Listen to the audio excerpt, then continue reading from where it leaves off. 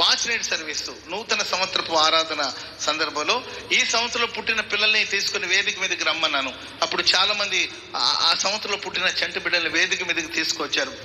13 సంవత్సరాల నుండి సంతానం లేని ఒక స్త్రీ ఆ రోజు ఆ కూడికలో ఉందండి. చాలా మంది పుట్టిన పిల్లల్ని తీసుకొచ్చారు వేదిక మీద. వాళ్ళందరినీ స్టేజ్ ఎక్కించి వారిని బట్టి ప్రభుకి స్తోత్రాలు చెల్లించాను. 13 సంవత్సరాల నుండి సంతానం లేకుండా సతమతం అవుతున్న ఒక సిస్టర్ అక్కడ ఉన్నారండి. ఆ రోజు ఆ కూటంలో, ఆ వాచ్ సర్వీస్ లో ఆ రోజు ఆమె ప్రార్థన చేసుకునేదంట, ప్రభువా నీ చిత్తమైతే నేను కూడా ఇలాగే వచ్చి ఆ వేదిక మీదకి ఎక్కి సాక్ష్యం చెప్పేటట్టు నాకు ఒక సహాయం చేయవా అని ప్రార్థన చేసుకున్నారంట. ఆకాశమందున దేవుడు ఆమె ప్రార్థన ఆలకించారు. ఆమెకు చక్కని మగబిడ్డన దేవుడు దయచేశారు. స్తోత్రం చెప్పడానికి గట్టిగా హల్లెలూయా. నిన్న వచ్చి పేరు పెట్టమంటే శామ్ నిరీక్షణ అని పేరు పెట్టా. స్తోత్రం చెప్పండి గట్టిగా.